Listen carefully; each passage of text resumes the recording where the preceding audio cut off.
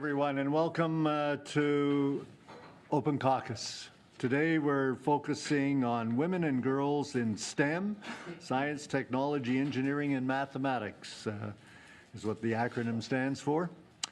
I'm Art Eggleton, Senator from Toronto, and beside me is my co-chair, Senator Raymond Saint-Germain from Quebec. The Open Caucus is a forum for discussion on issues of national importance.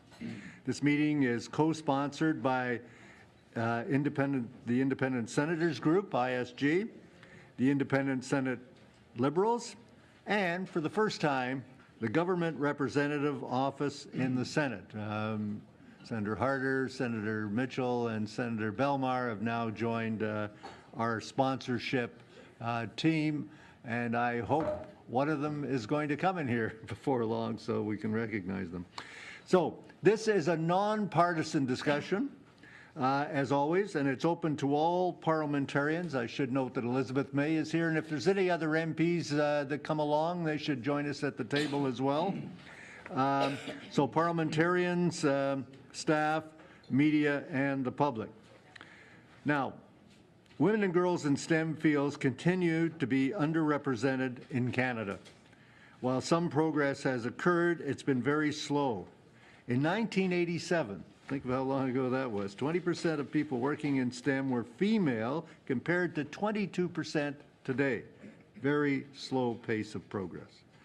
Women working in STEM fields disproportionately end up also in lower paying technical roles rather than the higher paid professional ones, earning only 82% of what the men do.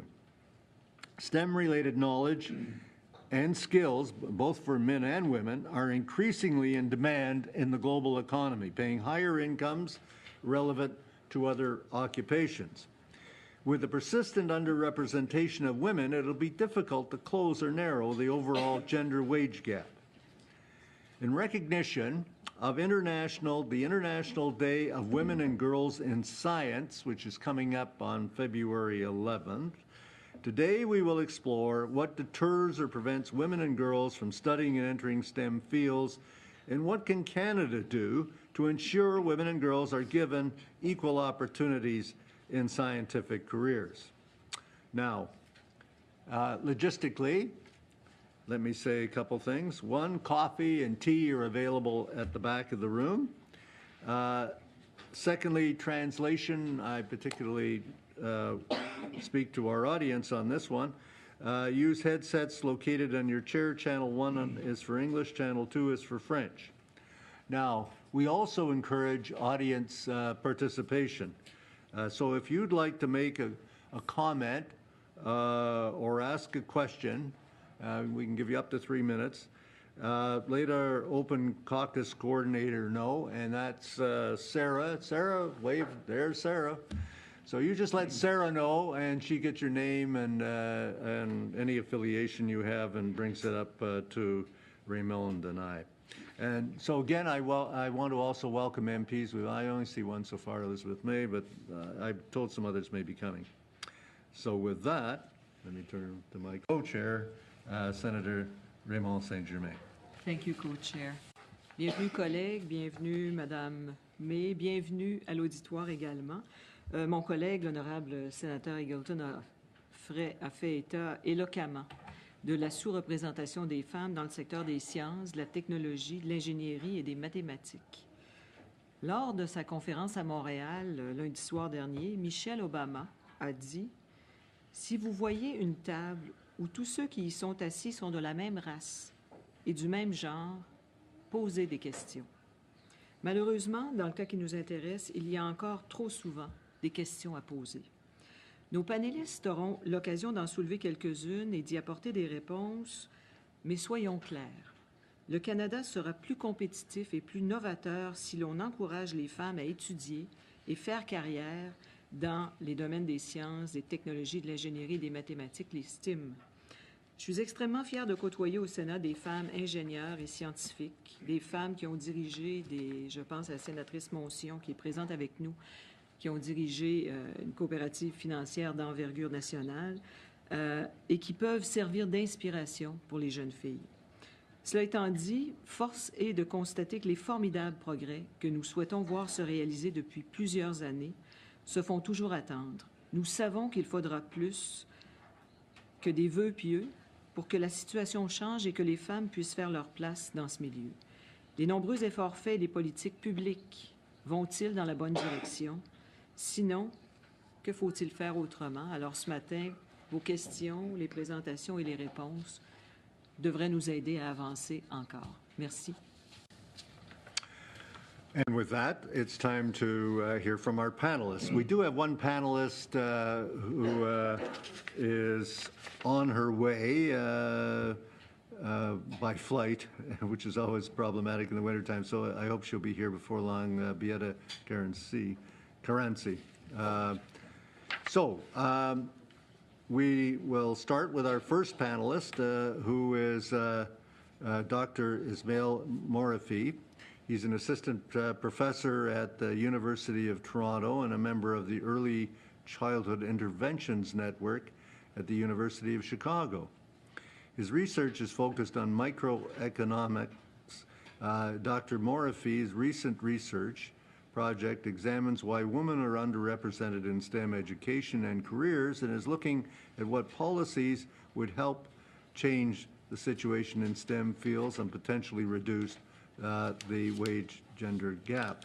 So that's very appropriate for our discussion this morning. Dr. Morafi, please. Bonjour à tous et vraiment merci, un grand merci pour l'invitation.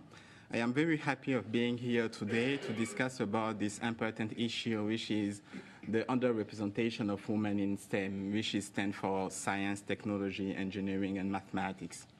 I will be very direct. I will try first to give some of the reasons that lead to this underrepresentation, and then I will try to propose some type of direction that may help us to try to increase the enrollment of young girls in the STEM.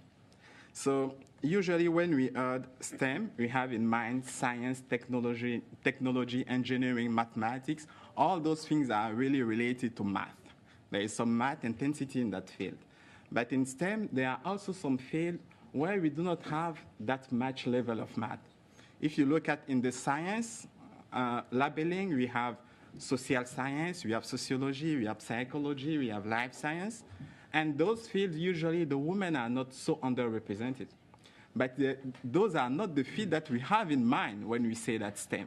So what I will do as an experiment, I will remove those fields where we do not have math intensity there to see what are really the representation of the woman in those fields that are really math intensive. If you look at the next slide, the slide that we have, you see, if you take the STEM as a whole, we have around 17% of women in the STEM. But as soon as I focus on the math intensive, we have around only 6% of women who decide to go in the math intensive STEM, which is this rate is very alarming and is very low, actually, compared to the men, which is around 28% in that field. So the question is why we have this very low representation of women in all the fields that are in general math intensive. I'm going to take the eyes as economists to see in economics literature there have been two main reasons that people discuss about this underrepresentation. One is what we call the monetary reason. So what we call by this is if the young girls observe that currently we have wage discrimination on the workplace dominated by women, their expectation in being wage discriminating in the future also going to affect their decision in going to STEM. Okay, this is one of the first reasons. The second reason is what I'm going to call the non-pecuniary reason. Those are all the reasons that are not really related to earnings. It's not an income maximizer. They are not income maximizer, but in general affect a lot the decision of girls in going in STEM. And in a recent study with my team, we showed that the recent graduates in Canada tend to be more affected by the non-pecuniary reason. So what are those non-pecuniary reasons? The first one that I'm going to cite is the math anxiety, okay, which is going to be in some sense related to the second one that I'm going to call the gender stereotype. And the third one that are going to elaborate the lack of female role model in all the level of education. So let's discuss about the math anxiety for a minute. So the math anxiety has been shown to affect more young girls in all the country, particularly in developed country. Okay? So the math anxiety is not a lack of ability, but it's just something that affects young girls that they are not able to perform in their full performance when they are doing math. They try to avoid math and they fear about mathematics. Okay? So why they fear about that is because in our society we may have too much gender stereotype, okay, in the society. If, for example, a recent study showed that just by the second grade, boys and girls tend to associate everything about math to only male. And this gender stereotype affects a lot our younger girls from the beginning. And when they got affected so early, they tend to avoid math along of their career. So when they reach the choice on high school decision, they may decide to go in other fields that are not math intensive. Okay? Something is interesting is if you look at this next graph, we ask this question to this young girl, do the job that we have, this is what you are hoping for. And in general, you will see that women tend to say that the job that they have are the job that they were hoping for, even if those jobs are not in STEM. So where those preferences are coming from, actually? So those preferences are coming from the fact that since the earlier age, we affect their perception of the fields of STEM, okay? And we put them in one direction that the math and the STEM are not necessarily for the girls. So what to do to fight against this? There has been many policy that has been discussed in the literature. One is the general fight against the wage discrimination, and first, pay equity laws. Those policies are very good, but the difficulty is they may happen too late. Because if they do not choose the STEM at the very early age, when they're going to reach this level, this will not affect them at the end. So what we propose to start at the very early age, to affect our girls at the very early age. And how? We should invest much more in the teacher professional development in mathematics. One very interesting statistic in Canada is 84% of our elementary teachers are women. If those women are very comfortable in teaching math, what is going to affect? This is going to affect the perception and change the perception of the girls that mathematics can be something suitable also for the women. And then they're going to develop internally some love for mathematics. And this is going to help them to avoid, to go more for the maths, okay, since the earlier age and increase their performance in mathematics. The second thing is more intervention at the earlier age in anything which is concerned about STEM. We have at the earlier age provide more role model to the young girls to say that there have been lots of good women who decide to have a career in engineering and they were very successful. We have to present this to our girls at the very early age of their career at the elementary school. One important point is to sensitize the parents, okay, about the gender stereotype, because some studies show that the perception of the parents affects a lot the view of the young girls about the decision of going in STEM or not STEM, okay? And I will try to finish by the last. We have to change our belief as teachers, kids, and parents about the perception that we have about STEM and avoid to associate STEM just to the math field, the main field. The second thing is we have to develop what I'm going to call the growth mindset, because for a long time people thought that mathematics is something innate.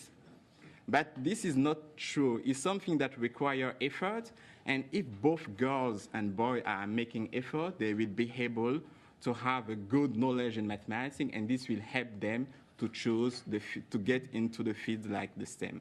Thank you very much for your time. Merci beaucoup. Certainement des questions à venir. Notre deuxième panéliste est Madame Anjali Agarwal, qui est professeure et directrice adjointe de la faculté de génie électrique et informatique à l'Université Concordia à Montréal. Avant de se joindre à la faculté en 1999, elle a travaillé pendant 3 ans dans l'industrie des télécommunications. Madame Agarwal et les femmes de sa faculté ont formé un comité qui travaille à recruter et à garder des étudiantes dans le domaine des STEM. Leurs efforts incluent la création d'un nouveau camp d'été pour filles qui aura lieu à l'université et qui donnera chaque jour aux adolescentes un aperçu des différents domaines en ingénierie, du génie électrique au développement des jeux. Pour le génie civil, je vous conseille d'inviter la sénatrice ingénieure Rosa Galvez. Madame Agarwal a obtenu un doctorat en génie électrique et informatique de l'Université Concordia en 1996. Alors, on a très hâte de vous entendre. À vous la parole. Thank you. Thank you for the invitation, and I'm very glad to be present here to present my views on women in engineering. So specifically, I'll be talking on engineering because I'm an engineer and I'm a professor in engineering. So the reason for me to become an engineer, that was the decision I made in 1979, was basically my brother was an engineer, and I liked math and I liked science, and I thought if he can do it, I can do it too. You know, it's not a big thing. So, so I jumped into engineering, and I really liked that area because of that. So what was happening in 1979 at that time? And I'm from India originally. I graduated from India. So at that time, out of 350 students in my whole group of engineering, we were only 18 female students. So that's about only 5% of engineering in that time. So what has changed since then? In India, a lot of change is there. It's basically now about 33% of female students are in engineering and technology. And if you see other countries also, other North African countries, other Southeast Asian countries, other Middle East countries, there's still a lot of women are going in engineering. So the data that I collected from different sources on the internet, about 35 to 37, 40% are women in engineering. And but in North American countries, US, Canada, in developed countries like ours, we only have about 17% or 20% women engineers. So this is not the reason, because there the gender equality is not there as much as what we think in Canada we have the gender equality is there. And there is no extra funding source of extra effort that they do in order to promote engineering over there. So what's the reason? So basically, if here I'm going to present the Canadian perspective of how much is the enrollment. So women, as the senator mentioned, it's about only 20% of total enrollment in our engineering program, which are accredited. So there is, of course, so much research initiatives, so many meetings are there, so many different camps are held, but still there is underrepresentation of women in engineering.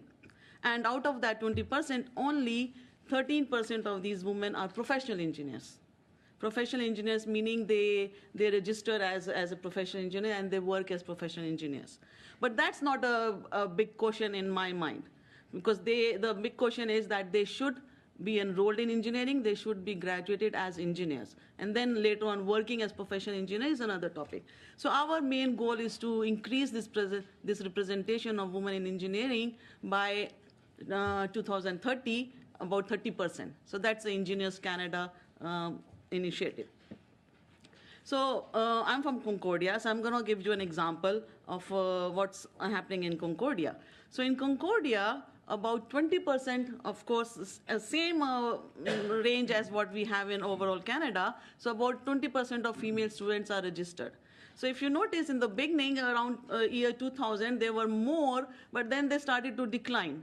And then again, now it's going up, maybe just 1%, 2% in the last 5 or 6 years. So it's not a very, the increase is not as much. And the ratio of graduation is also similar. So there are two things that we have to keep in mind. One is to attract the female students, and second thing is to retain them. Once they have entered into this profession, then we have to retain them. We have to keep them interested in keep on going in that area. So attracting women engineers. Okay. So what is generally, as my colleague over here mentioned, the image of engineering is basically technical, right? So they think engineering is mostly technical. It's into the technology. It's bridges, construction, this and that. Math is of course there, but there is other image that it's male-oriented. So starting from the childhood age. And of course, it involves a lot of problem-solving skills. For example, you might have to design an aeroplane, and the wings, there are so much icing is there, especially in these countries. So how do we de-ice them? How do we define the assembly line, manufacturing thing? So we reduce the extra scrap is there, so reduce the downtime of our manufacturing plant. So there are some optimization, other aspects are there in problem-solving skills. So that's the image that our girls have in mind. It's mostly design, mostly problem solving, mostly only bridges. So those kind of images there. But we have to change this image. This image, we have to promote a new image. The new image is on not only into technology, it's also social skills now. Okay, so social skills are very important there. Social skills, for example, same example if I gave, if there's a manufacturing line, we have to change things, how things are working over there. We have to discuss with the project management. We have to discuss with the different vendors, different contractors, what are the different products that are available. So you need to know the engineering aspect, and also you need to know the social aspects. So that's what our accreditation, our CAB is the accreditation body. They are promoting soft skills. So they are promoting the engineers to learn all those skills in order to be better engineers, and also relate to business side of engineering.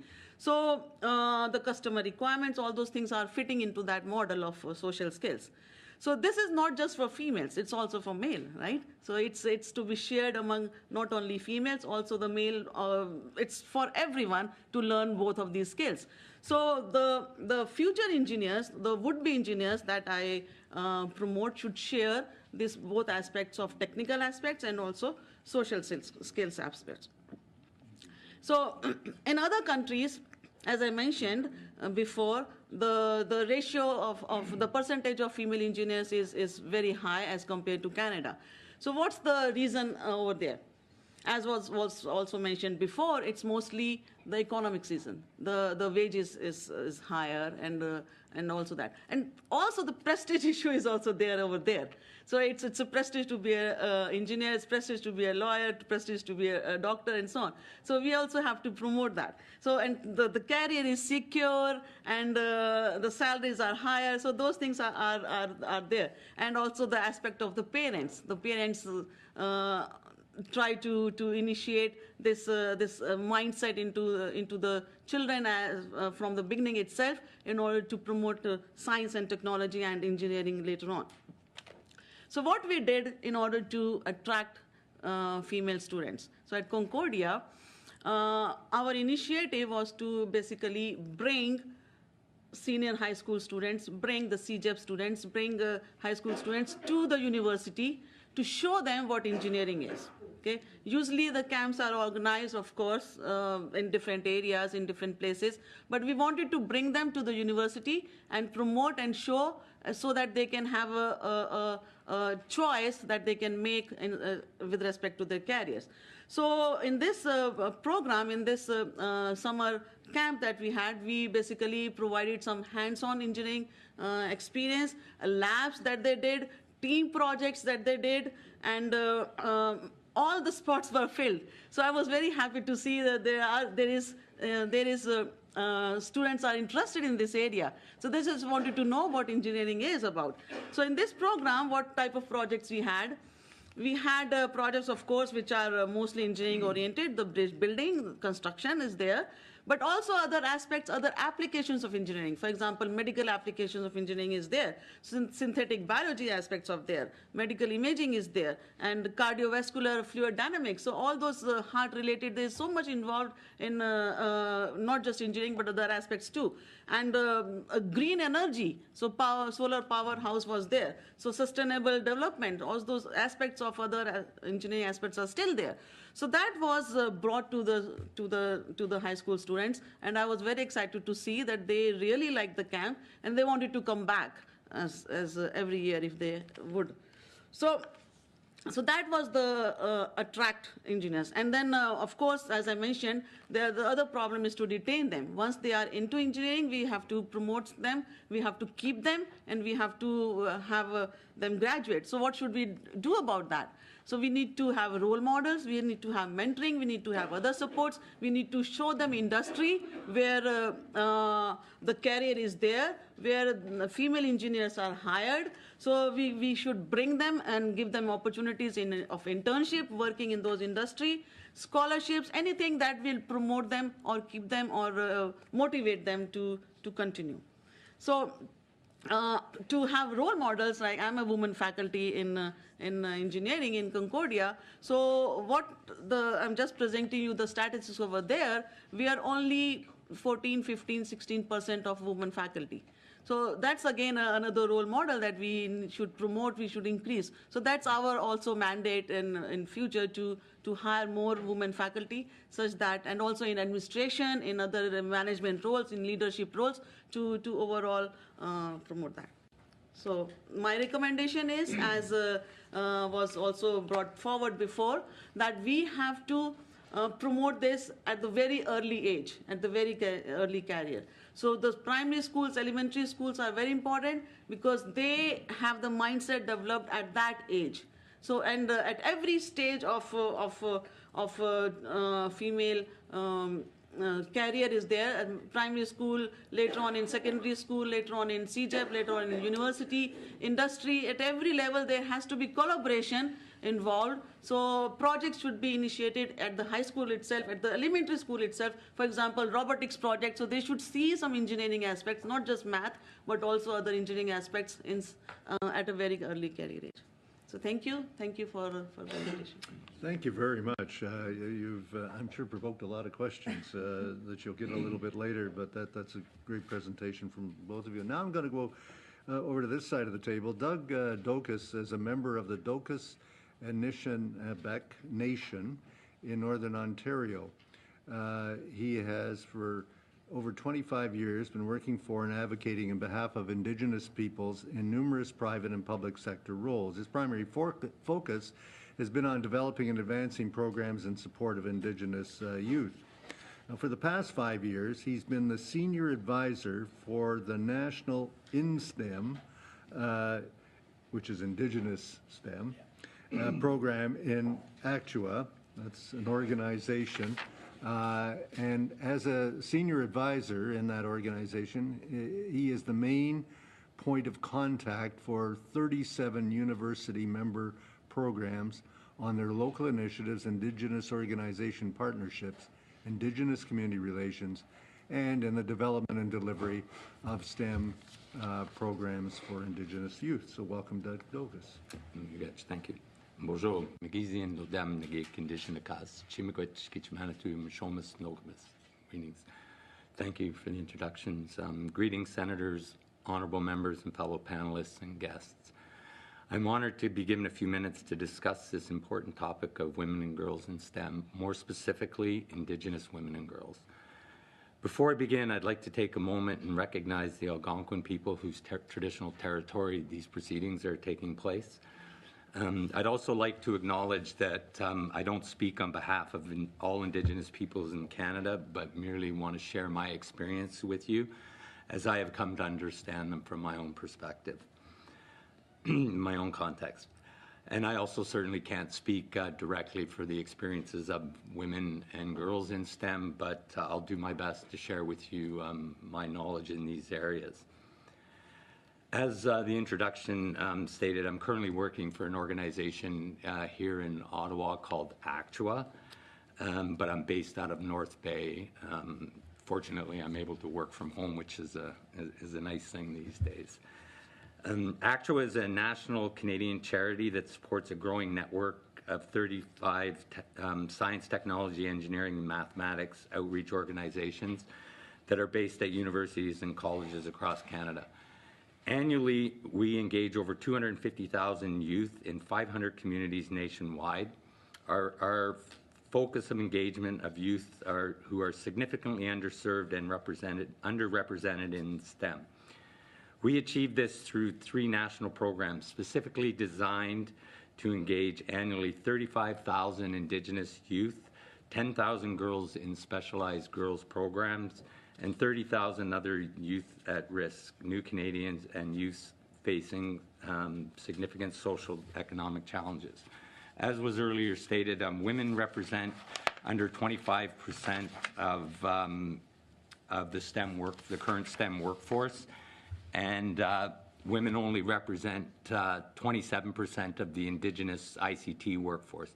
From a social perspective, women still earn less than men, and the majority are single-parent women, which is even more prevalent in the Indigenous community. From an economic perspective, we are facing a major shortage in the STEM fields. From the Indigenous perspective, Canada is missing out on $27 billion annually because of an underutilized Indigenous workforce in Canada. In order to speak to this important topic of Indigenous women and girls in STEM, I feel that we cannot authentically have this discussion with first acknowledging 2 important points. One, women have always been and continue to be the cornerstone of Indigenous communities. 2, we cannot have an honest conversation about how to encourage more Indigenous women and girls to pursue education and careers in the STEM fields without first examining why they don't participate in the first place. We're not here today to solve all the historical or social, economic, or legal inequalities that have contributed to the underrepresentation of Indigenous women and girls in this sector. However, there are some key factors that do contribute to the overall representation or lack of participation across all sectors within Canadian society. First, differing worldviews. Indigenous worldviews are grounded in the belief of an interconnectedness of all things, particularly as it relates to family and community, the human being, and our relationship to all things in the universe. This has been especially true of Indigenous women who have for years leaned towards the human service areas of study, although this trend is gradually changing. Indigenous students often choose educational pathways that focus on community and social factors related to their career choices, whereas other students often consider economic factors within a given career that is most reflective of the current economic sector trends. This may appear to be a very generalized statement. However, it has been my experience that Indigenous students, for the most part, view their educational pathways as not necessarily a career choice, rather an extension of themselves and their responsibilities to family and community. Second, the education system. The education system has historically been incompatible with Indigenous peoples' worldviews and ways of knowing and being. It has required Indigenous students to sacrifice their cultural identity in order to participate and be successful in higher education.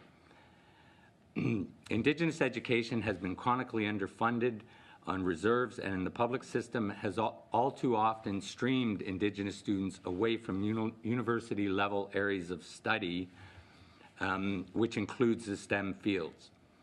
The good news is, in some places, we are starting to see a shift in the way that Indigenous perspectives and histories are being presented in the school systems. We do have a way to go before these knowledges are fully embraced into the Canadian social and historical narrative, and we still have a way to go before Indigenous students are able to study in schools that acknowledge and embrace the Indigenous contributions to Canada's history and prosperity. The third is residential schools. You all know, or at least have become we have become far more known throughout Canadian society over the past 5 years, the devastating impacts residential schools have had on every aspect of Indigenous society. These impacts still express themselves in all sectors today, especially in the child welfare and justice sectors, and to a large degree, the education system. This in part speaks to my earlier statement that Indigenous students, particularly Indigenous women, tended to lean towards the human service sectors for educational choices. There is a strong sense of community and responsibility amongst Indigenous people, and especially the women of our communities. Today, much the same way residential schools forced Indigenous children to sacrifice their cultural identity just to survive the experience, the current education system often requires them to set aside their Indigenous understanding as human beings from the learning process. Learning, particularly in the STEM disciplines, teaches that science and technology is separate from the human being, rather than a tool that is an expression of, and flows directly out of the human experience. We are, and all things are connected, and this includes science and technology. Science knows this. However, science is having a very difficult time acknowledging and explaining this fact, even though more and more research is demonstrating this. Yet, this knowledge of interconnectedness of all things in the universe, or Indigenous knowledge, or I would argue human knowledge, is not making its way into the classroom at early stages of learning. Imagine if young girls and boys were taught that everything they are, everything they think, see, eat, breathe, or do is all connected, and that the actions of one has an effect on the other, and that the actions of many has an even greater impact on the planet as a whole. Perhaps then we would see a more evenly balanced gender representation in the STEM fields. Imagine a world where we knew that our words and actions would directly impact our environment and all other life we share on this planet, within this planet. This can be expressed in an Indigenous teaching that states, before you do or say anything, ask yourself how it will impact 7 generations to follow. It is not the first time that we've had this discussion regarding Indigenous peoples or women's participation and success in higher education. RCAP, the Royal Commission on Aboriginal Peoples, was established by an Order of Council in August 26, 1991, and it submitted its report in October 1996. Although RCAP's mandate was to explore all aspects of Indigenous relations with Canada, there was a high emphasis on educational participation and graduation rates, or lack of. That was 22 years ago. At that time, I was a student and participated on one of the student panels or student roundtables. More recently, the TRC, the Indian Residential Schools Truth and Reconciliation Commission, was established June 1st, 2008, with a 5-year mandate and was led by Senator Murray Sinclair. The TRC was the most recent discussions around Indigenous peoples' relationship with Canada. First and foremost, the TRC's focus was on the impacts of residential schools, not only on the survivors of the schools, but also on the multi-generational legacy that it has left us with. This includes lower than average participation and graduation rates amongst Indigenous students. Excuse me. However, we have come far from the early days of these discussions when there were literally a handful of Indigenous people in Canada with post-secondary education, and even fewer in the STEM areas of study. Today, we have thousands of lawyers, doctors, teachers, nurses, business owners, and a large young generation who are eager not only to pursue their formal education, but with a renewed sense of cultural pride. When I think of reconciliation, I think as much as the TRC is an important part of the Canadian narrative, what we really also need is a reconciliation of humanity and a reconciliation between humanity and our Mother Earth. So, is there a solution to increasing the participation of Indigenous girls and women in the STEM fields? Perhaps we first must ask, are they already there? Maybe they've always been there. Perhaps we must first recognize and acknowledge that Indigenous peoples have always known of and practice the fundamental concepts of STEM. We have quantum physicists who have always known that all the so-called inanimate objects, such as rocks, are in constant motion at the quantum level and have energy that can be harnessed and used in ceremonies, such as sweat lodges and other things that we use. We have always had chemists and botanists who understood the healing properties and the chemical reactions of combining certain plants for medicinal purposes. We have always had engineers who have built incredible craft and structures that endure to this day. We have always had astrophysicists who have known and understood the celestial cycles of the planets and the accompanying seasons. These people, too, were highly regarded in our communities, and they were called healers, shamans, knowledge keepers, and storytellers. And many of them were and are Indigenous women and girls. This knowledge is as important and valid as current STEM knowledge. It was only expressed in a different way, yet it still recognized and understood the fundamental concepts of current STEM knowledge. Perhaps it is time that Indigenous STEM knowledge took its place next to current knowledge systems. I'm not a good, I don't like reading notes. I like to tell stories, so I was hoping I'd get through my 7 minutes. But I really wanted to emphasize a few points on that, and I could go on. I've been an educator for 25 years, working right from youth at risk right into university level education, and primarily in my time, and not only as a student, but also as a teacher. You know, it's always been the women that have been in the classrooms. That's changing a little bit, but in my time, it was 85–90% of the women and girls were in there. We're in the classrooms and learning in support of our communities, and I think that they are there. I wanted to share with you a little story to kind of put this into context with regards to Indigenous knowledge and STEM knowledge and where it exists, and the education system. Not necessarily that I want to beat down the education system, but the education system, as Senator Marie St. Clair stated, got us in this mess, and it's what's going to get us out. And not just us as Indigenous people, in the STEM fields for everybody, and the way that STEM is taught. At a conference I was at a couple of years ago, there was an astrophysicist doing a presentation from the Perimeter Institute. And in his presentation, he had a little girl, 7 or 8 years old, and she had one of those gaming headbands on. And he asked her he had a computer, laptop, and a projector, and he asked her to think about colored shapes, so green circles, blue squares, that type of thing. So she had her headband on, and this little girl, she's staring at the screen, and she's just concentrating on colored shapes. And then the next thing, a blue circle appeared on the screen. And so everybody was just like, whoa, wow, you know. And I knew exactly what that was when I saw it.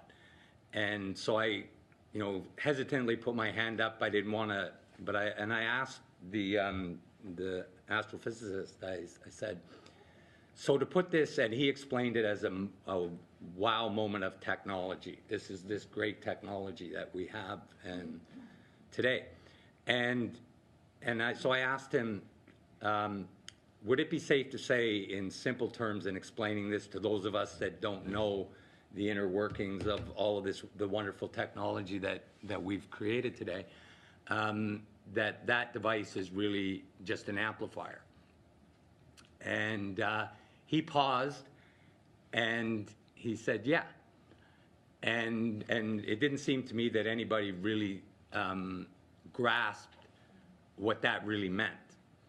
And so afterwards, I was speaking to him out in the hallway, and I said to him, you know, this is really an amplifier, some technology that is been created through the human being's desire and goals and dreams of creation, And we created that, and it's really just amplifying human ability. And he said, yeah. And I said, well, why don't you tell people that? And he looked at me and he said, well, they wouldn't believe me. They wouldn't believe us. And there in itself lies the problem. And, you know, we can say that with Indigenous girls, women, we can say that with everybody. There lies the problem of power. Knowledge is power, and lack of knowledge is lack of power. And so that's really something that is, Indigenous people have always known this, and I argue humankind has always known this, and it is an extension of human ability and the technology and that we're trying to teach. If we teach it from that perspective, then girls will be more involved. And some things that were said earlier, you know, and I just have to say this about my own, you know, I have kids from 30 to 6, and my little girl loves science. Loves science, and she loves math. She's 8 years old, right? And she sits and she reads and she does all that inside. My son, who's 6, loves building things, loves robotics and stuff like that. Now, those are two different ways of viewing, male and female ways of viewing those things, but you need them both in order to have this. And our education system, our society has separated those two, our brains right and left, and we've created that environment. We have to nurture and support the two. So in closing, you know, in some of my work, a lot of the work I'm doing now is actually aligning Indigenous knowledge with Western sciences through land-based learning. And I would close by saying, it's my opinion that kids don't lose interest in science and technology, that science and technology loses interest in kids. And so I thank you for the opportunity to speak today. Miigwech. Merci beaucoup. Vous êtes un bon conteur d'histoires vraies. Merci. Bienvenue, Madame Beita Karansi. Nous sommes très heureux que vous ayez pu vous joindre à nous et nous comprenons votre épopée de voyage en cette magnifique saison. Alors, Madame Karansi est économiste en chef et première vice-présidente du groupe Banque TD. Elle dirige une équipe chargée de fournir des prévisions économiques et des rapports de recherche sur une vaste gamme de sujets, des nouvelles internationales aux politiques nationales. Elle surveille également les présentations économiques requises pour les exercices de réglementation au nom de la Banque TD, ce qui inclut les représentations demandées par la Réserve fédérale. Les services économiques TD analysent aussi les questions sociales et économiques qui touchent le Canada, comme la volatilité des revenus et également les entreprises autochtones. Depuis plus de 10 ans, Mme Karansi appuie avec ardeur les initiatives de la Banque sur la diversité. En 2013, elle a publié un rapport de recherche intitulé « Get on Board Corporate Canada » et a eu un rôle à jouer dans la modification de la règle de la Commission des valeurs mobilières de l'Ontario sur la déclaration de la représentation des femmes au sein des conseils d'administration ou dans des postes de haute direction. L'année dernière, Mme Karansi s'est attaquée, c'est bien le mot, s'est attaquée aux préjugés systémiques qui peuvent exclure les femmes dans le domaine des STGM, dans les établissements d'enseignement et dans les milieux de travail, dans un rapport intitulé « Les femmes en STGM, combler l'écart ». La parole est à vous. Merci. Good morning, everyone, and thank you so much for inviting me to speak here today. I'm going to review some of the findings of that report that we did last year. I actually did a follow-up report last week as well, because so many parents had reached out after reading about a report on girls and women in STEM that it actually evoked more questions in terms of how they could help bridge that divide for their children. And those questions, by the way, actually extended not just for parents who had daughters as well, for sons as well, as obviously parents are having a difficult time in identifying STEM resources in order to try to get their children ready for this post-digital world. So I broke up my discussion basically into a few categories pulling from the research of that paper. The first is just a quick review of the economic case for women to be in STEM in increasing numbers. and two, just to review what some of the research is showing in terms of educational and workplace biases that are occurring as friction for women making greater inroads in those areas, and then to review some of the solutions that are starting to come out through various workplaces and educators as they start to identify some of that friction. So starting with the economic case, I probably don't have to make it in this room, but you know, when we looked at the rate of growth of jobs in the STEM field in comparison to other job areas where women have high representation, it was evident that STEM is growing at a rate of 3 times faster than those other sectors. So in terms of employer demand and future growth, this is an area that is not even at its fastest running speed and will certainly be accelerating as we go forward. When you look at the groupings of different types of jobs, we broke out occupations into 36 different types of groupings.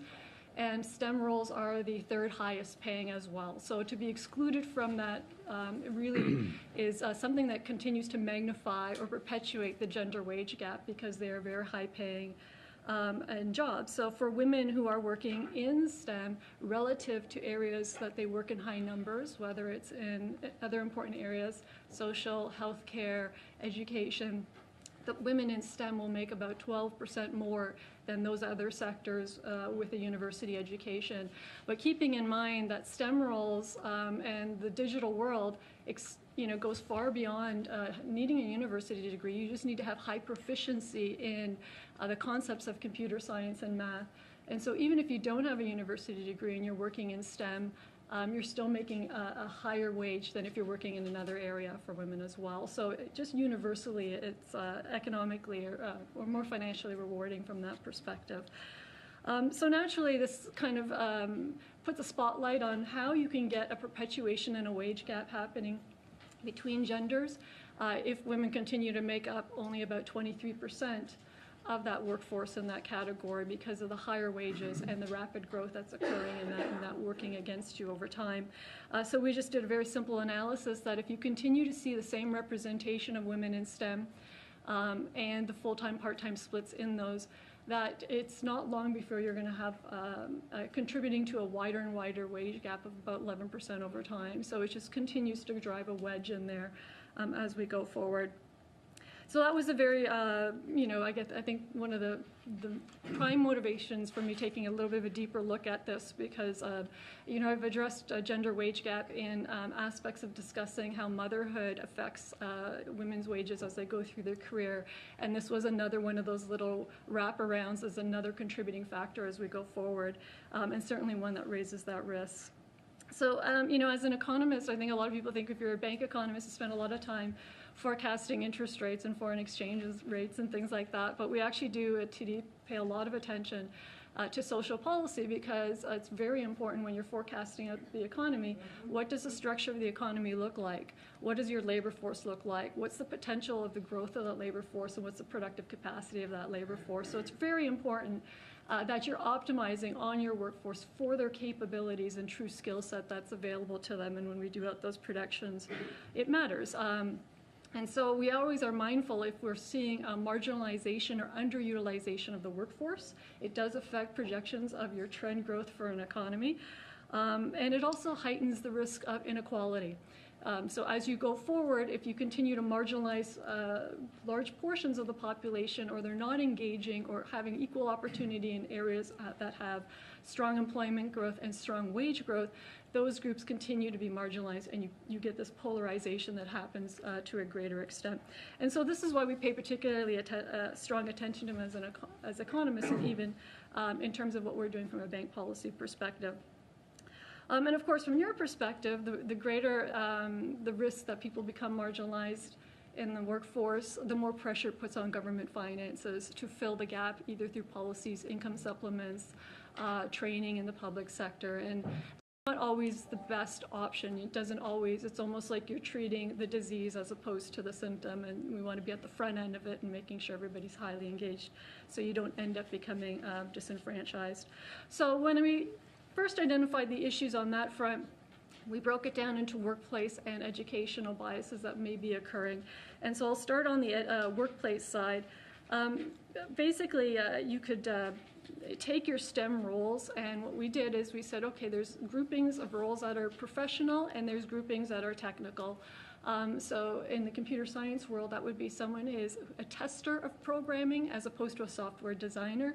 And if you're in engineering, it would be someone who is like a tool designer as opposed to a mechanical robotics engineer. So the technical roles still pay higher than technical roles elsewhere in the economy, but relative to professional roles, they pay lower. So professional and STEM always pay higher than on the technical side. And it's quite stark for women. If you're in a professional role in STEM, full-time for women versus technical, you'll earn about 30 to 37% more by being in the professional side versus the technical side. So again, you have potential for wage disparity between STEM and other, and then even within STEM, you have to be mindful of it when you're doing a review of equal pay. So what we found is what I called in the report hidden occupational sorting, in the sense that when we reviewed the share of women with university degrees in technical roles versus professional within STEM compared to their male counterparts, there was a higher percentage of women with a university degree in technical than we were finding with male counterparts, significantly so. So about 20% of men with university degrees in technical, and women were over the 30%. And so that naturally meant they were going to get the lower wages relative to that representation in the professional side. Now that divergence starts to narrow when they go off and do a master's degree. So what we find is that overwhelmingly when women do a master's degree in a STEM category, that they are more likely to land into professional roles in very high ratios of about 78%. It was still lower than men, but still at a higher ratio than what you were seeing elsewhere. The one anomaly that we found was that within computer science in particular, there was a very high representation of women with master's degrees in technical roles, very disproportionate to what we were seeing in men. About 80% of the women with master's degrees in technical. And then when you flip it, I'm sorry, that's in part-time roles in technical. And when you flip it and you say, well, if you go into professional, do you also see a high representation of masters for women in professional part-time? It was reversed. More men were in the professional part-time roles with the master's, while more women were in the technical part-time roles with the master's degree. So this is why I called it this hidden occupational sorting. If you are in a firm and you're just doing a tick-the-box exercise in terms of do we have 30, 40% representation of women in STEM, if you're not looking at the levels and the roles, it may give you the impression that you have a better representation than you actually do, or it might explain why you have some wage disparity occurring within that firm. So that was an important finding that we put forward in terms of the paper, that we really need to peel the onion a little bit more when we're looking at these statistics. And then we went a little bit step further. So one of the big complaints that firms will often say is that there's a weak pipeline in the educational system. That's well identified. And what we did is we did a little bit of a review and a collection of some of the research out there that might help explain it. And one of the studies I was particularly drawn to was work by Stats Canada using the Youth in Transition survey that follows young girls and boys through time from the age of 15 to 25. And it looks at their selection choice in careers and compares it to what their aptitudes in math were earlier in life. And what those studies and others by the OECD and others were finding was that your selection in your career choice and educational choice in university was obviously materially influenced by your perception of how you felt you were in those subjects. And what they exposed is that girls who had high aptitude in math, who were scoring in the 95th percentile in PISA and math aptitude scores, were still choosing to follow a STEM field at a lower ratio than boys who scored at the lower end of those same scores. So this was quite interesting to me as an economist, because you just naturally assume that people gravitate to where their strengths were. And so when we looked at other studies, a lot of the issues seem to reside in people's perception, not in terms of what they were actually doing in the classroom, their perception of how they were faring relative to their peers. And so it was fairly universal that girls tend to have a lower perception or self-confidence of themselves in these fields. And so naturally, if this perpetuates through school, you're not going to choose it in university, and you're not going to choose it as a career choice later in life. So there's a self-selection mechanism that's happening very early, which I would presume to suggest that it's, you're likely seeing environmental, educational, and cultural factors. The seeds are germinating rather early on that front. So that was a little bit of a revelation to me, but it did give me a little bit of pause to reflect when I had read through some of those studies that were all pointing in the same direction, because I think for me, when I think back, if I go into a non-academic mode for a moment and relate back to a story, that we often think of, choices that we make in life as a series of choices. It's not just one moment in time. You're building out through your experiences through life. And so one way you could express it is the golden thread, that you have one experience that builds on another and another and another, and it leads to this golden thread that puts you into where you are in your career now or your family choices. And there's a series of positive experiences. I know for myself, one of those golden threads appeared when I was in about grade 9 in math, and where a teacher helped me identify some of my aptitude in that area.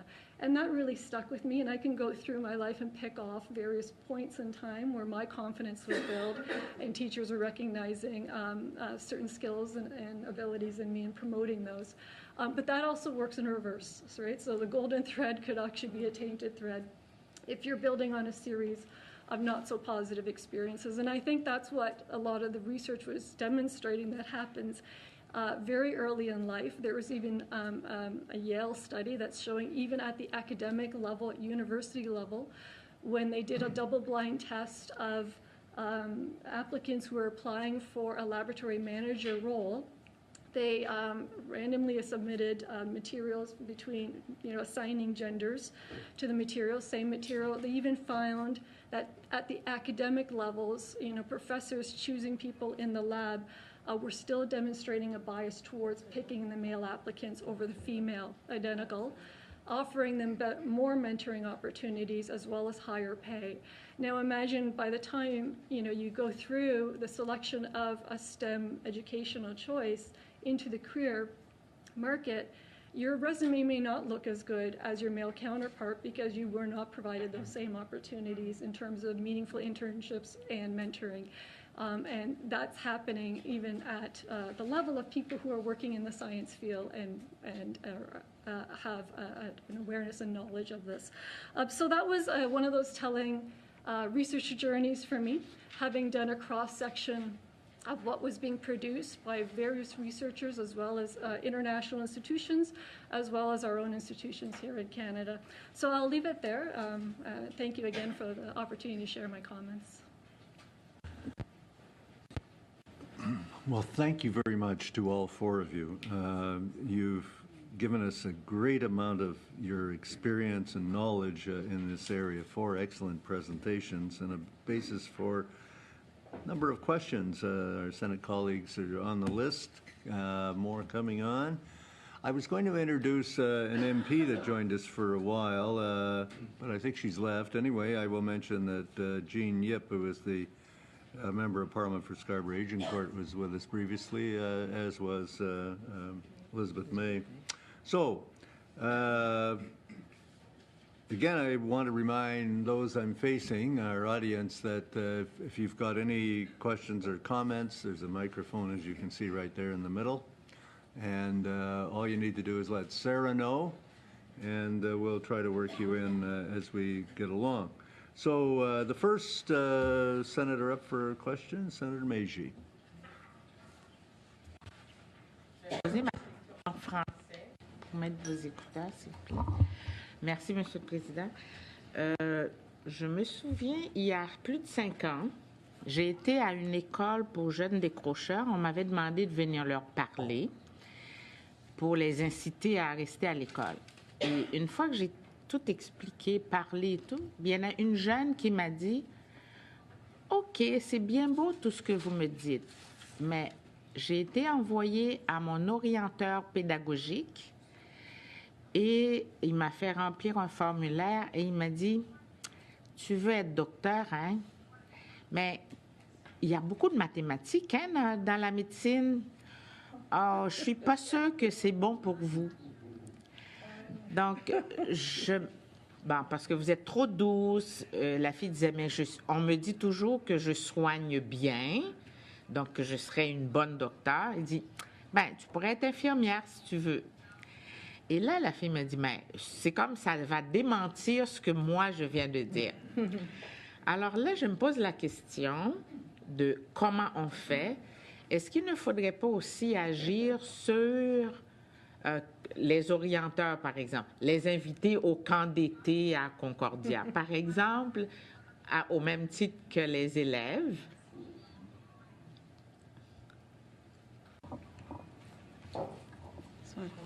Ouais. Ou refaire les formulaires en question et les adapter à la réalité du 21e siècle. Peut-être ces formulaires-là datent de très longtemps.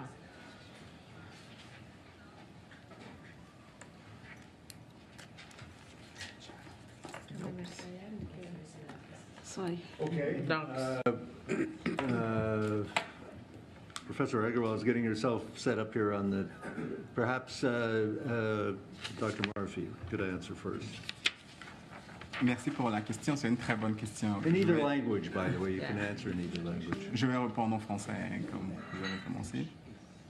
En fait, vous pointez du doigt un point important qui est au niveau de l'éducation élémentaire et au niveau des choix des enfants à un âge qui est très jeune. Ce que vous décrivez, c'est la perception des enseignants, déjà qui ont une perception, qui ont ces stéréotypes qui associent les maths à ce qui est dur, okay, à ce qui est pour les hommes. Et ce comportement-là affecte énormément, énormément de travaux montrent qu'à cet âge très jeune, ce type de comportement affecte énormément nos enfants. C'est pour ça que j'ai dit il faudrait qu'on revoie notre éducation élémentaire et qu'on investisse plus au niveau des enseignants et aussi des orienteurs pour qu'ils aient une perception différente. Parce qu'il y a eu énormément de travaux qui montrent que les personnes qui orientent généralement orientent souvent même au faciès.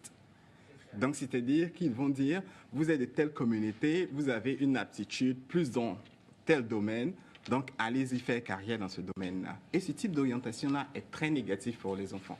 Donc, les parents aussi doivent se soucier et prendre part à l'orientation de leurs enfants dès le début, dès le jeune âge. Donc, ces personnes-là, je dirais, doivent suivre des formations pour savoir quels sont les challenges de la nouvelle époque et que tous, jeunes filles ou jeunes hommes, on peut tous faire les mêmes types de carrières, dépendamment de nos habilités. Merci. Any other panelists want to respond to it? Okay. If I understood your question properly in the beginning, because I didn't listen to that, but based on what he said, I think the question was on how the girls can be introduced in primary schools. So I think the curriculum is very important. The curriculum that is... Des orienteurs, comment on dit en anglais, orienteurs? Orienteurs en... Sorry? Career counselors that describe to the Very good. Yes, I think the counselors are very important as a role model for the girls at a younger age, because they are the one who are guiding from the career point of view at a younger age. So they have to be trained. The counselors and also the science teachers have to be trained very well. The image of science and technology and engineering, especially in the books, have to be changed, and the curriculum should be adapted, because usually if you see books, you see a male a guy as an engineer. So that's again another aspect of curriculum change that is important to be introduced. Okay. Anybody else? Okay. We'll go on to... Sénatrice Beauvais. Well, thank you very much. This has been very interesting, and I appreciate your perceptions, your facts, and your challenge really to change a wider perception. And I want to talk a little bit about, or ask you about, attracting and retention. I was interested in the material we got in advance of this meeting to see that only 36% of PhDs in science in Canada are earned by women, compared to 49% in the UK. I'm well aware that in the UK, at the, what do they call it, the GCSE level, that higher high school level, They have a series of exams in a special discipline called design technology, in addition to fine arts and in addition to the 3 sciences and in addition to math. And so in terms of encouraging our young women to go into STEM, I wonder if do we have the appropriate balance of what I might call those connector fields of design technology, which gets these young students into some ways sort of almost pre-engineering, but more from a design perspective than perhaps the math perspective. And then I want to so that's one half of the question about attracting, but then it comes to retention. And I was dealing with a situation last week, it's quite close to me, so I guess I could say it's almost personal, with a young, very recent PhD student, she has her PhD in the STEM field, has applied for postdocs and all, developed her project, which last week was about to be taken over by 2 male academics. And so she spent her last week negotiating the fact that it was her idea, her project, so she felt that she had the rights to it. And I think by the end of the week it was pretty well sorted out. But I have to wonder where generational perceptions come in and what's the difference between systemic concerns and current systems. If we're going to retain our students who have their STEM PhDs in whatever field, there has to be a balance out there for them to be able to continue their work.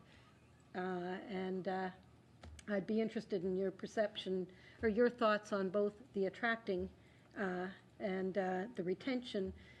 And with that, I'm going to ask, where does architecture fit?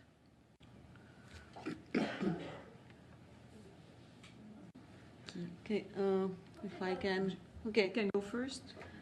Well, you can go first. Okay. Sure. I'll take on part of your questions. In terms of the seeing about 39% of women in PhDs, that's a pretty good number considering there's less of that share happening at the MA and BA level. And so what the research does show is that when you have a woman who completes her bachelor's degree, she is more likely to continue on to pursue postgraduate degrees. And so it tells you that you have a very active educational trajectory there for women. It's really about getting that entry into the BA level, because by extension that will lead to the higher postgrad work, which leads to the greater career potentials as well. And that is fairly universal. You see it happen in computer science and engineering and elsewhere. It's really getting into the entry of the university level. In terms of how you could push against some of the low numbers and move that dial on that front.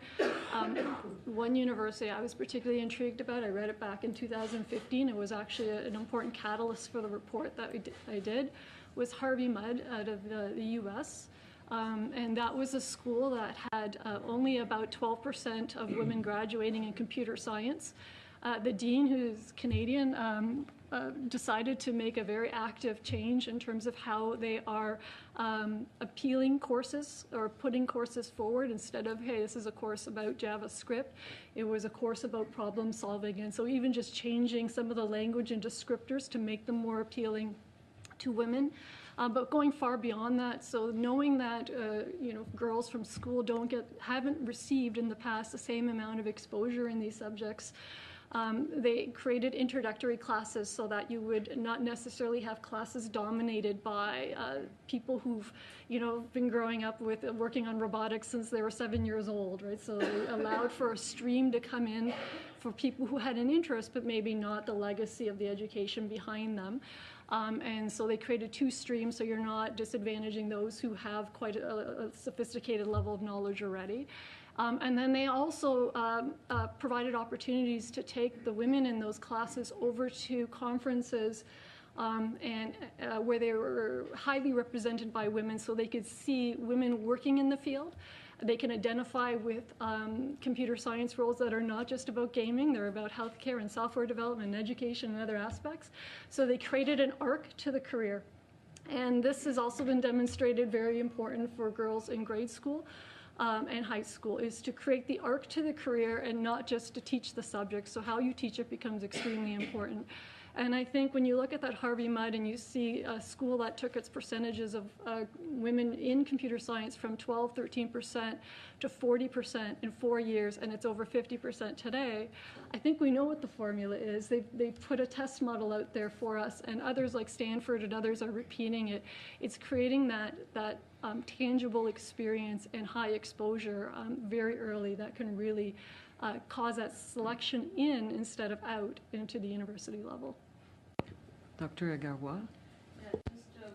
The connector field, the issue that you raised, I think that's a very important point to incorporate both the aspects of technology, design, and also the visual arts. So in Concordia, we have this joint program where we have visual arts and engineering. So for example, in game development, there is always this digital art connected and how the game is developed. So both aspects are very important in science and technology. Merci. Senator Montion.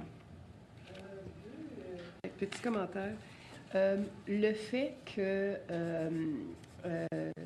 l'intérêt, puis tout à l'heure, je pense que c'est madame qui parlait de l'Université Concordia, où vous avez un camp d'été pour les jeunes femmes et vous prenez ces jeunes femmes-là qui sont vers la fin de leur secondaire ou qui sont au cégep pour assister à un camp STEM.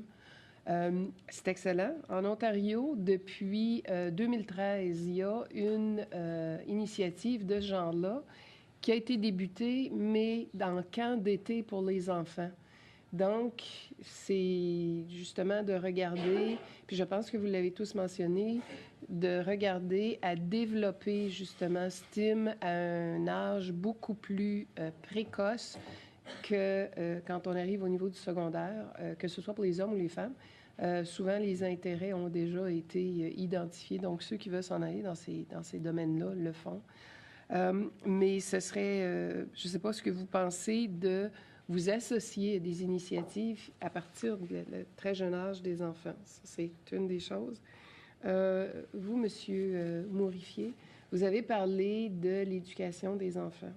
Puis vous avez parlé d'augmenter, je crois, ou de travailler avec ceux qui donnent la formation en mathématiques.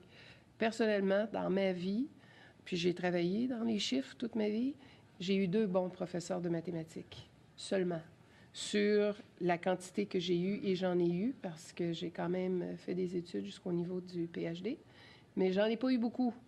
Et la qualité de l'enseignement des mathématiques, c'était pas fort. Donc, votre commentaire par rapport à justement le côté mathématique, en tout cas, puis comment on peut travailler pour améliorer. Et mon 3e point, au niveau des études universitaires, tout ce qui touche la formation en mathématiques ou les mathématiques qui sont souvent utilisées comme critères d'exclusion pour que des personnes puissent être intégrées dans des cours ou dans des programmes. Et en plus de programmes d'exclusion, puis je pense que c'est le professeur Anjali, c'est-à-dire Agarwal, qui en a parlé, mais c'est dans les curriculums d'éducation. Est-ce que les mathématiques qu'on enseigne sont utilisées par la suite dans le travail que l'on fait? Il y a des secteurs où je suis entièrement d'accord, on s'en sert, mais il y a des secteurs où les mathématiques qu'on apprend au niveau des cours universitaires ne servent pas à grand-chose lorsqu'on arrive ensuite sur le marché. Donc, ça devient si vous voulez, comme je reviens à ce que je disais, les mathématiques sont utilisées pour exclure et non pas pour inclure. Alors, j'aimerais vous entendre sur, justement, ces différents points-là. Prendre le risque. Il faut faire vos calculs. Je vais avancer. C'est une très bonne question. Comme je l'ai dit au début, c'est-à-dire que si vous analysez nos différentes interventions, la problématique a été divisée en 3 niveaux. Donc, il y a Mme Ceci qui a parlé du niveau de la discrimination au niveau des salaires. Il y a Angélique qui a parlé de la rétention, qui est au niveau déjà universitaire, et je parlais d'un niveau beaucoup plus bas, beaucoup plus tôt de la décision. Donc, il y a vraiment une sélection qui commence très tôt. Donc, dès le début, si on n'a pas de très bons professeurs en mathématiques, on commence à perdre confiance en mathématiques, déjà, et déjà, on avance petit à petit, et maintenant, on nous met les critères de mathématiques pour aller dans les filières. Et les très bonnes filières demandent des critères de mathématiques qui sont meilleurs. Mais puisque j'ai pas une bonne confiance en moi, en mathématiques, je ne choisis pas la filière. Et quand on me demande, on me dit que non, je dirais que non, je préfère d'aller en non-STEM parce que c'est ma préférence. Mais ce n'est pas ma préférence parce que ça a été déjà affecté par ma qualité en mathématiques dès le début. Donc, je crois que le problème, pour l'analyser, il faudrait commencer à tous les niveaux. Donc, d'un premier niveau, il faudrait d'abord, au niveau des curriculums en mathématiques, essayer d'adapter la manière dont on enseigne les mathématiques.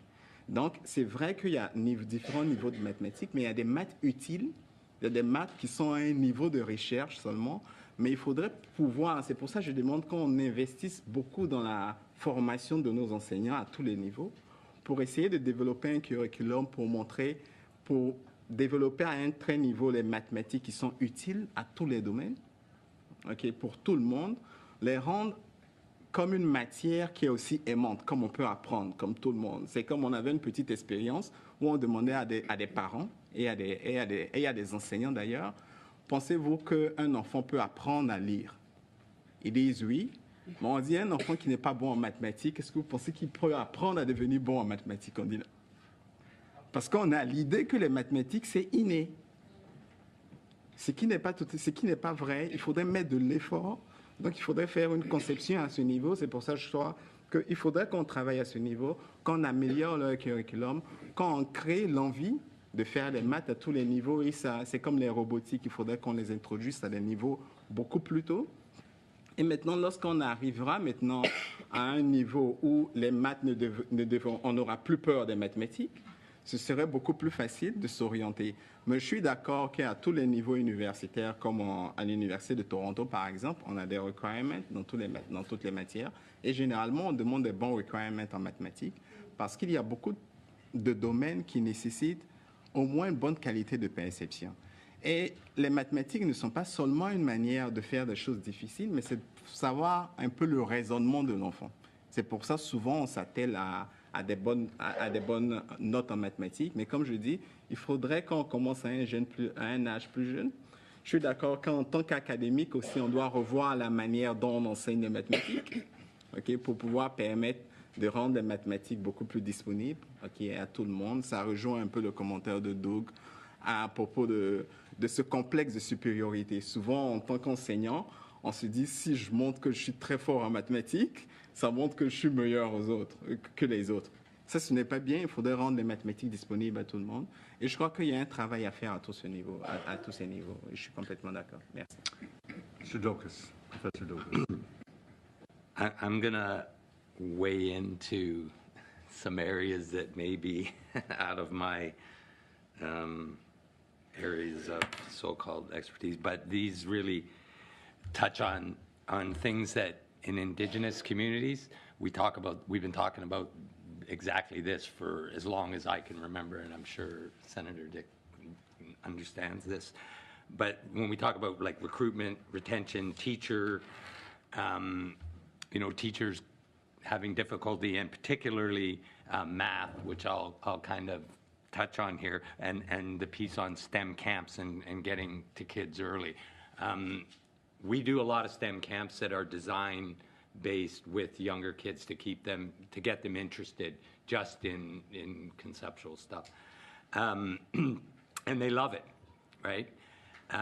But the word that's used in Indigenous education is transitional programming, right? And everybody talks about transitional programming, but it doesn't, as far as I can tell, I haven't been able to come across really good wraparound transitional programming. That's what I've been spending my life on, is creating programming that is transitional from, 3 or 4 years old to PhDs, right? And that's ongoing support, all of the things that we've talked about in Indigenous education since the beginning of time, as far as guiding our youth, our children through the education process at every level, not siloed from junior, intermediate. We have to create programming educators, teachers that understand that and do that. And STEM camps is really where it happens, and they're fun. And that's the point where kids are still loving science, right? The teachers, there's a big, in my work, I work with 37 universities, undergrad students who work with teachers right across the country. Right across the country, teachers are in a bit of a panic about how to deliver this new content, this digital skills, this digital literacy content, this new technological content. As a former educator, I remember when I went in, and in those days they used overheads and slides, and they handed me the stuff and they said, teach, right? Now, I didn't have a teaching background, but there it was, teach.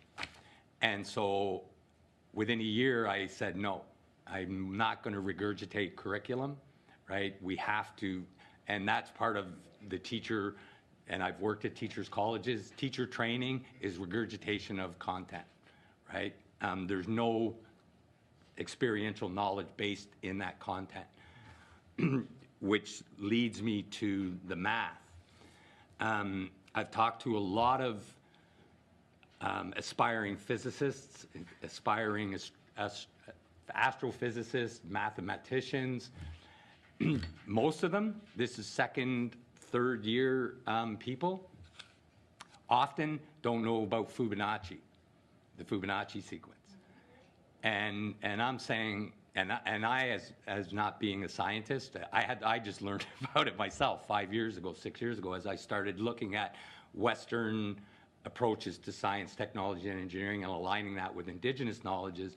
And Fibonacci is the natural first starting point at an early age for patterns and numerology and numbers, and that should be woven through the whole system. They should never forget about the Fibonacci sequence and how that relates to the natural world and everything around us. Everything evolves out of that. And then there's relevance in the mathematics. Then mathematics becomes relevant to the learning process. And I think that's what I've experienced is through the whole education system. There's no relevance. At certain points, we lose connection to it having any meaning to me.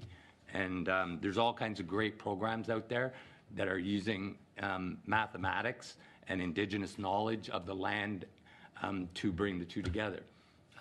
Egyptian math. Nobody talks about Egyptian math. That's binary code that is feeding our existing math technologies. We're not teaching that as an easy way to do it. So, yeah. Okay. Anybody else? Okay. I just want to add on math. Math is, of course, very important at every stage of life. It helps us to develop our brain logically and understand the things in a different way, and helps us to solve problems. So the skills are developed. So it's very important in every stage of life. And it's not that you learn math and you don't apply it. You apply it at every stage of life in problem solving.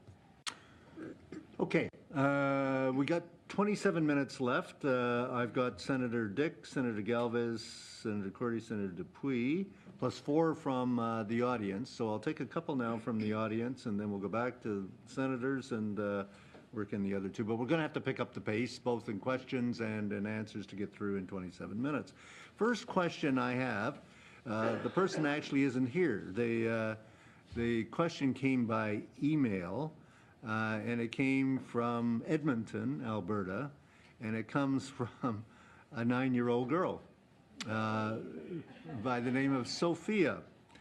So she's a young entrepreneur, an advocate for girls in STEM, and as I said, at only 9 years of age, she has founded Startup by Sophia. I actually checked it out on the website. You can check it out, Startup by Sophia, which is an organization that creates chemistry, physics, and biology-based products to help educate, inspire, and provide leadership to other children in STEM. Sophia unfortunately can't join us today, although I understand somebody in our audience is associated with her, but I haven't got the piece of paper. So she's sent in this question by email. So I quote, "There are a lot of wonderful people and organizations doing camps and things to get girls and women into STEM.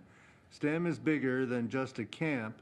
There are STEM innovators like me and that are leading the way to real companies and making a real impact.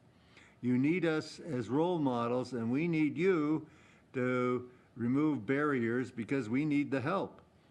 What can leaders like me," and she mentioned some other names, Hannah, Lauren, Ashley, and Caitlin, I take it are young ladies associated with her, "do to help you? What can you do to help us?" She says, "I will give you a hint. Reach out to us because the decision makers, school, parents, and kids need examples." End of quote. Panel. That's from Sophia. Responses? Okay. She answered it. She answered it, and you agree with everything she says. That's exactly. I think she is very lucky to have parents who are supporting her, and in all the areas that she is doing, in starting up companies and doing whatever she has. So she is a very good support from her parents and also school teachers, I guess. I think the most important thing, though, that she says there, and it's kind of been said here, when you have kids, 3 or 4 of them are excelling, and they want a next step opportunity, and we fail them in the education system and socially to create that net. We keep them in grade 3. We keep them all in grade 4. Within that group, there's always 2 or 3. And that's how I build my programs, is I find those 2 or 3 and create next step opportunities, because they're moving and they're the ones that are ready. And I watched her website. She's ready. I would like to add something, because what she said was very interesting. I have been working to see all the type of solution that may affect and increase this enrollment in the STEM. And one of the things was that I look at a lot was the lack of role model.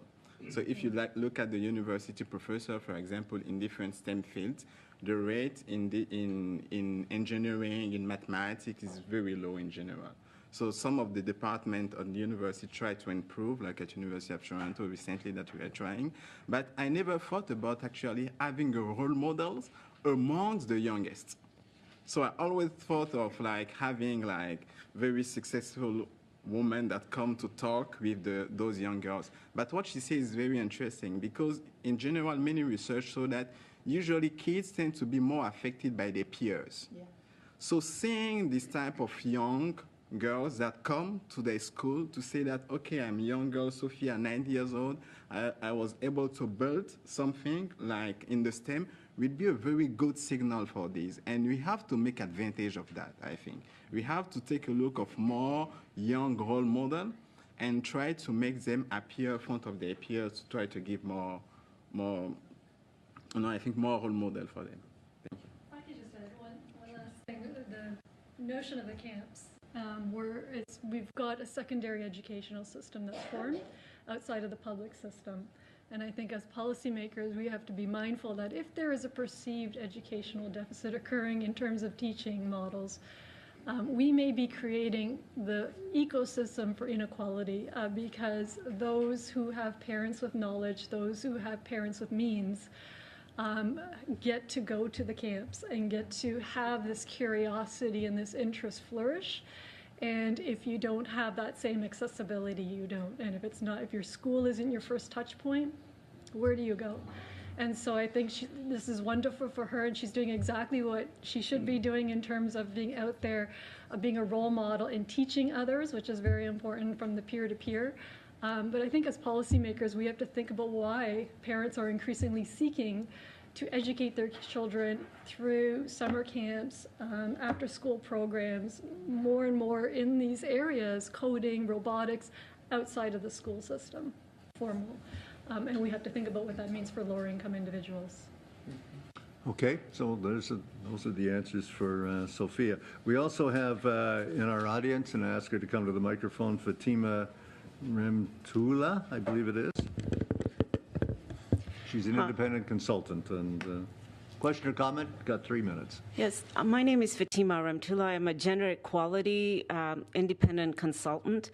I met Sophia and Lauren and some of the girls and boys that are mentioned in that comment at the Gender Equality Forum, which was sponsored by the Canada Global Compact, Network Compact, the UN Network Compact, and the UN Women. Last year in April of 2017.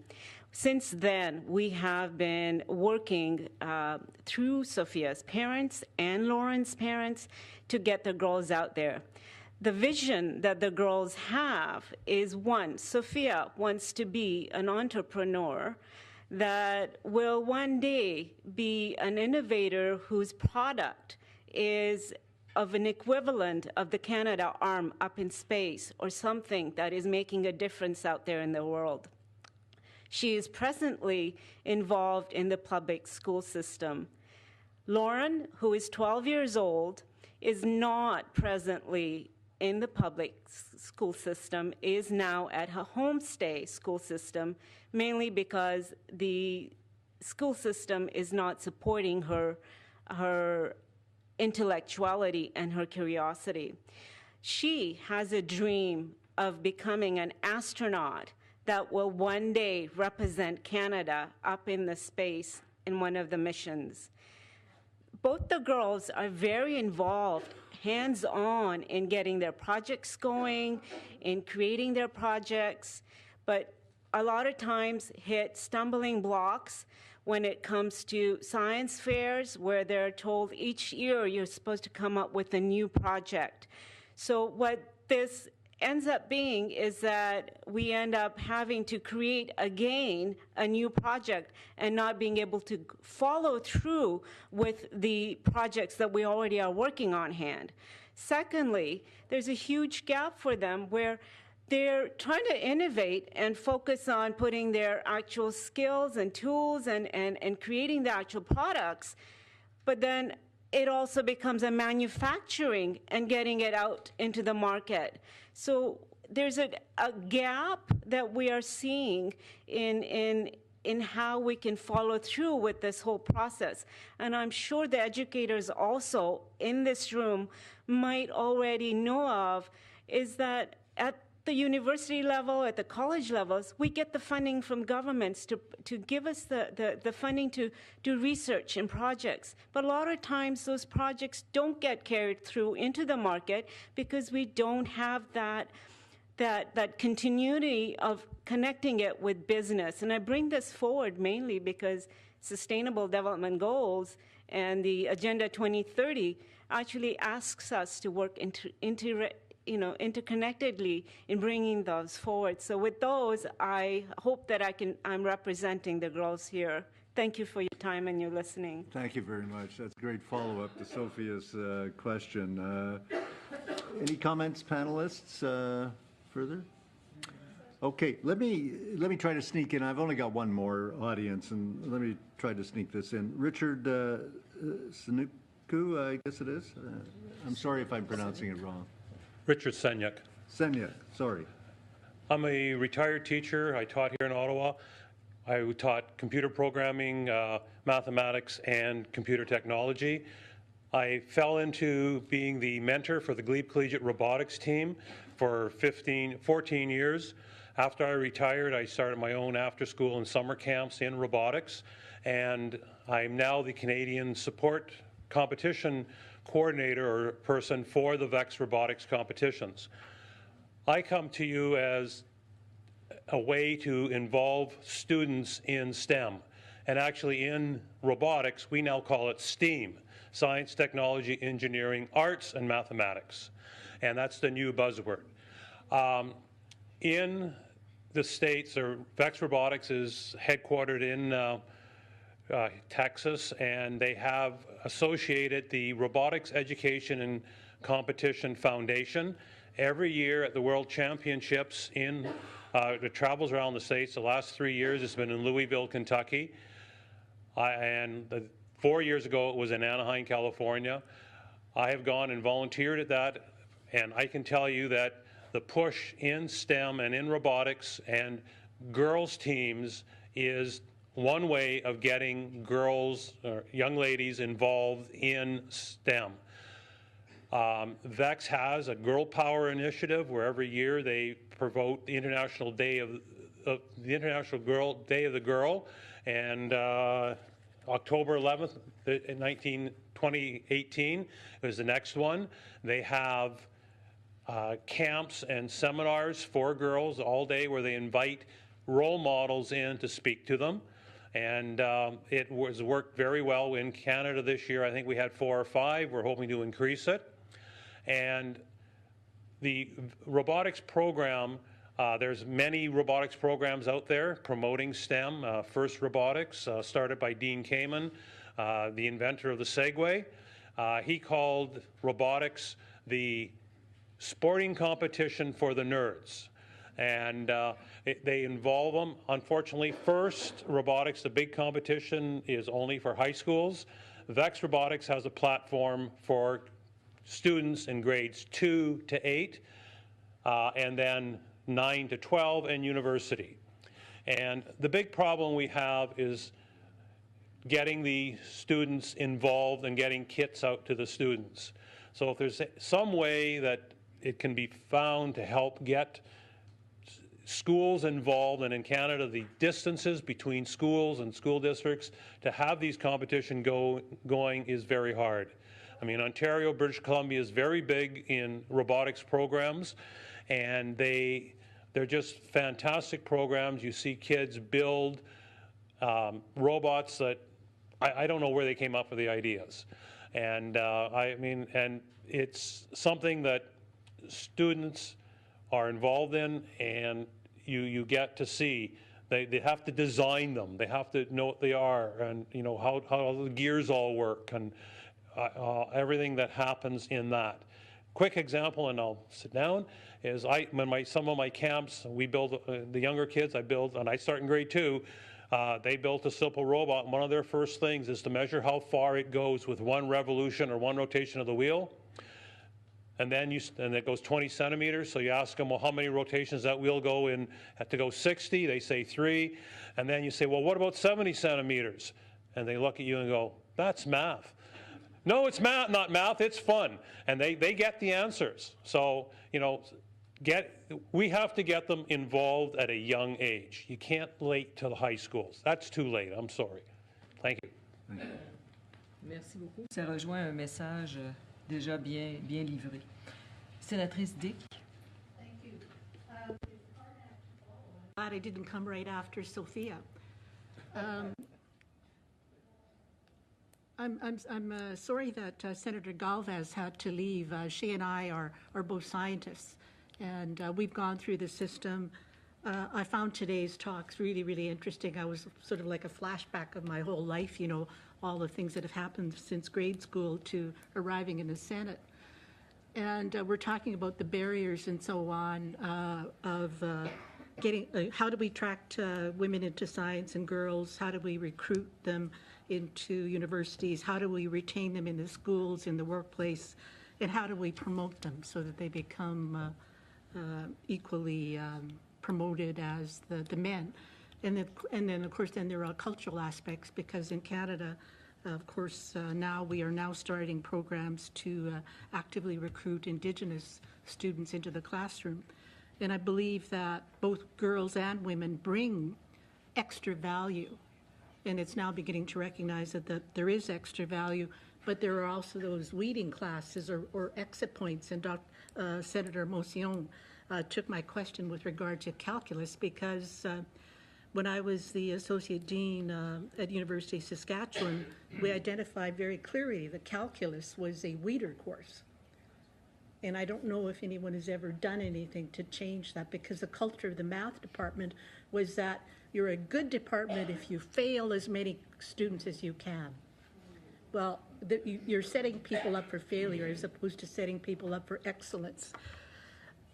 And I guess really what my question is with regard to culture, how do you recognize the value that women or Indigenous people bring to science when you're faced with primarily teachers and professors who are white male.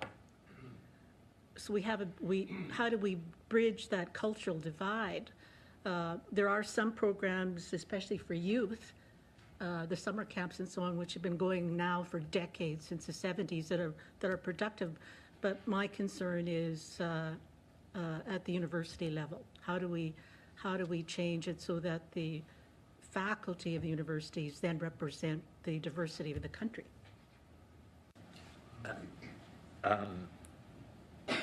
And that kind of alludes to what I was saying about teachers and even at the university level right now.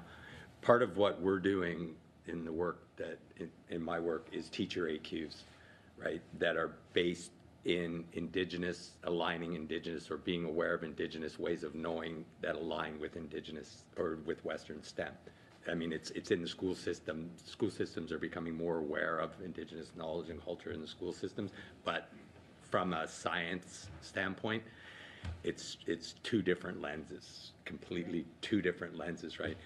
So a lot of my work has been focused on that, working with faculty, people at the university and high school level to go on the land, and I've developed what's called an aspects of cultures matrix, where really, and it's aligned with the curriculum, the Ministry of, and we're doing it all across the country, BC, Ontario, but the Ministry's curriculum. So, all of their curriculum lining up with science courses with that aspects of culture locally, so that teachers have an opportunity through an AQ.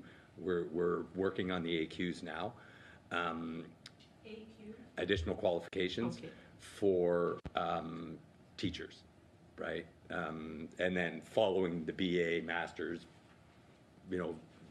track into university, hopefully, right, and involving the university. So our programs are basically with faculties in faculties of sciences, engineering faculties, engaging them in that.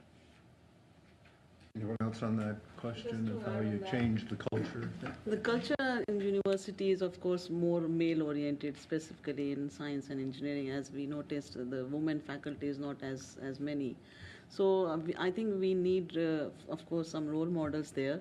And the program that we had, the Girls Said, the summer program that we had, the main thing that I wanted to focus also was role models as counselors. So all the counselors for the summer camp were female students, current undergrad students, current graduate students, master's, PhD students, who were offering the help to students. So I think that's very important to have more participation from women.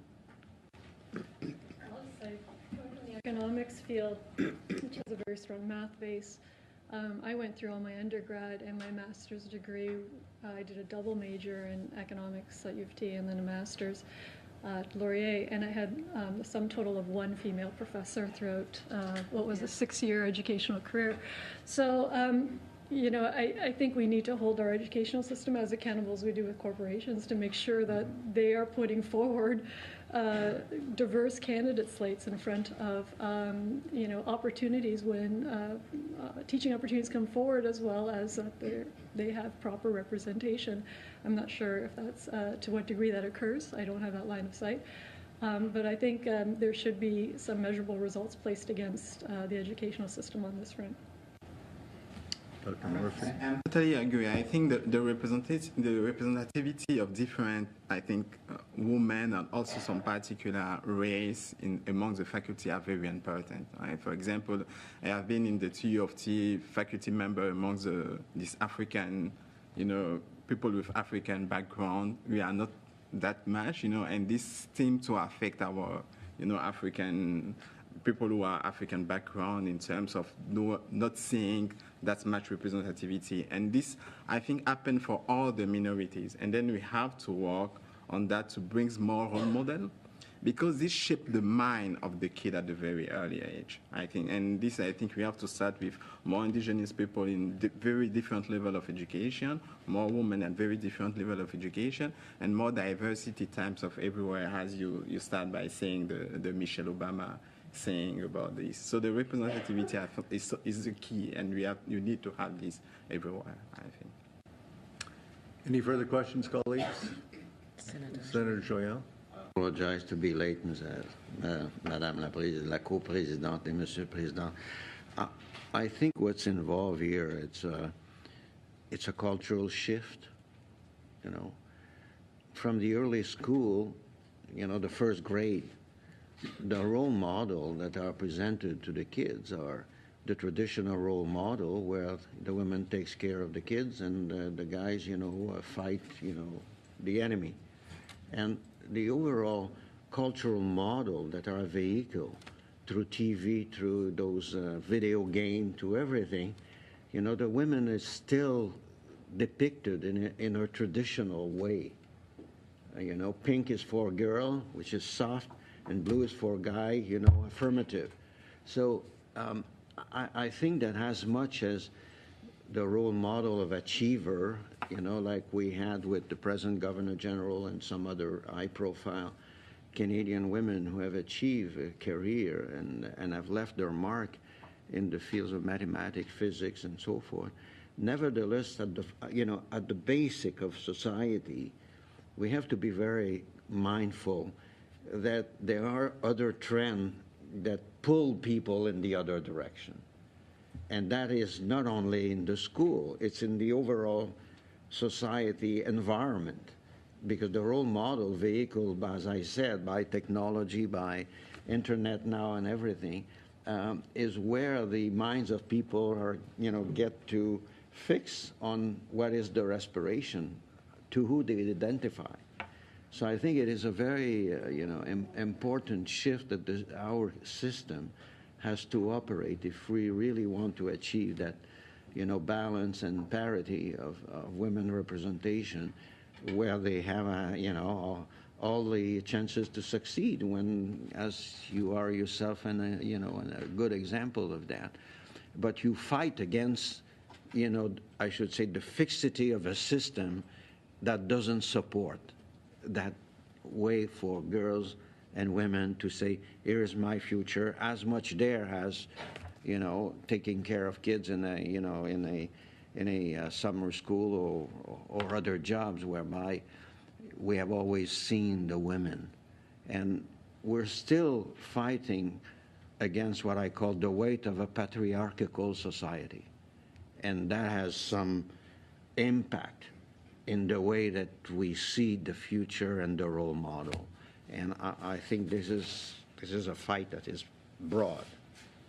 And I think as much as what you do is helpful, I think we have to be very conscious the height of the mountain we have to climb on, to see the future. Well, those are good words to end our meeting on. You've done a great service to us by informing us of your knowledge of this field, and I've learned a lot. I'm sure my colleagues have as well today. So I thank all four of you who are panelists, and keep moving things along.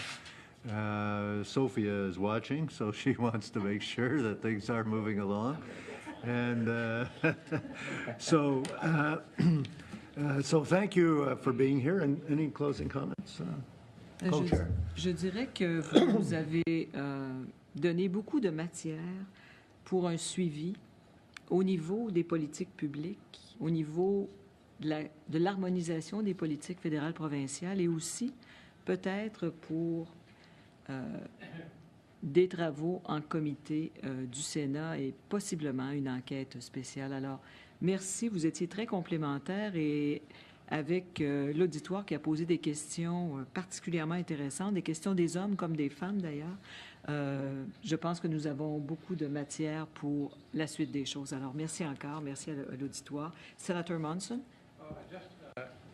Just one small comment. I wasn't here for the whole session, but I want to engage with, for 30 seconds, with the audience that I was upstairs. We have a Senate engagement program, so I was talking to grade 7 students at this new school called Pioneer School, and I told them, I'm in a learning curve myself downstairs, talking to you folks and listening to you folks, and there were 6 young women out of the 19 students in grade 6, grade 7, and I said, I'm trying to get around with this. I said, but does anybody here know what STEM is. 6 hands went up.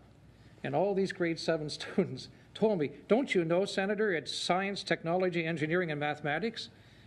And they're grade 6 and grade 7. I said, boy, this day is a really learning day for me. I said, I'm trying to combine both here, because I'll get a transcript of this, but I was being taught to them. And then they came to me and said, well, would you like to know more? I said, so that's why I was a little late on the thing. So with a father of 2 sons, I'm really excited to get into, to understand this. But just to tell you what, they grade 6 and grade 7, they know a lot more than we think they do. Good start. Yeah, so thank you. That's a good start. Let's. Okay, and with that, this meeting is adjourned. Thank you. Très intéressant.